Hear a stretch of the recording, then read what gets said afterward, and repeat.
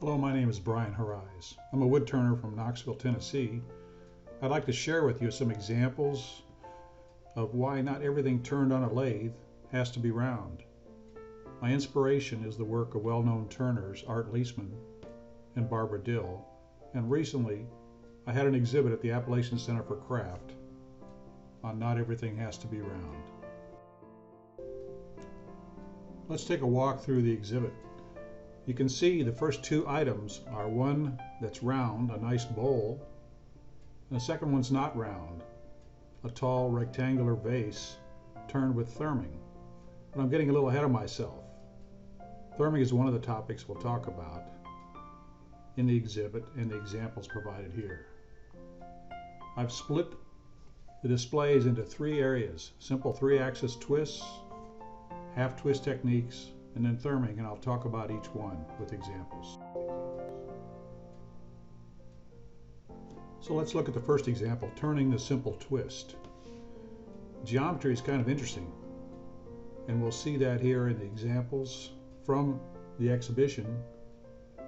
Here we take three cylinders, and if we tilt the center lines slightly and overlap them, the intersection provides an interesting spiral.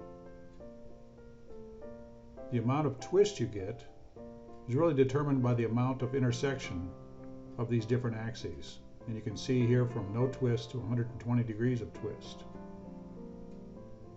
This allows us to make some very interesting shapes. First, by turning the shape off center, turning air where a portion of the time we're not really touching the object where the cutting is happening. But the end result provides some interesting shapes like this tall twisted vase and the shorter segmented vase, a twisted peppermill, a nice Douglas fir vase, and a nice tribute to Barbara Dill on the right. But what if we only want to turn the upper portion of our twisted shape? Here's some examples on the shelf and on the stands. We have to add some sacrificial pieces so we can actually turn these pieces without too much wobble. That allows us to turn the piece of interest and produce some very interesting shapes where only the upper portion is twisted and the bottom portion is cylindrical. Again, we're turning air and controlling the wobble and only turning about 1/3 of a turn here for a three-axis twist. It yields some very interesting shapes like this cherry half twist with some nice sapwood, and also some additional ones you can see with the one in the middle keeping a natural edge, the one on the right pear, and the one on the left some very interesting maple that's been carved. Another technique is therming on the lathe. Shown here are some objects that were turned by therming. It's a technique that's been around since the 1700s, and it's basically a spindle where you have different blocks of wood that are turned simultaneously to very unique shapes. We're turning air again, but again the axes here are on different center lines off of the main center line. You have to rotate the blanks to get the shapes you want after each surface is turned. But the end result provides some unique surfaces where every surface is curved. Not like you could do this on a bandsaw though. We end up with some shapes that can run the gamut from legs for a stool to sculptures with three different woods,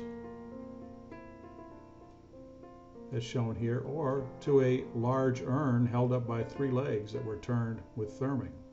Again, a different process that's been around since the 1700s allowed us to make these triplets all turned at the same time from different species of wood. And finally, this thermed leg stool. So again, not everything has to be round that's turned on a lathe.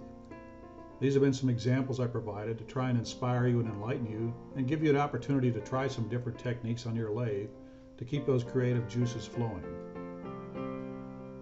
It's been fun putting this show together, and I'm a turner from East Tennessee, Knoxville.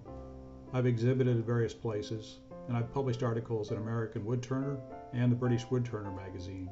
And I was a demonstrator at the AAW National Symposium in 2019 in Raleigh, North Carolina.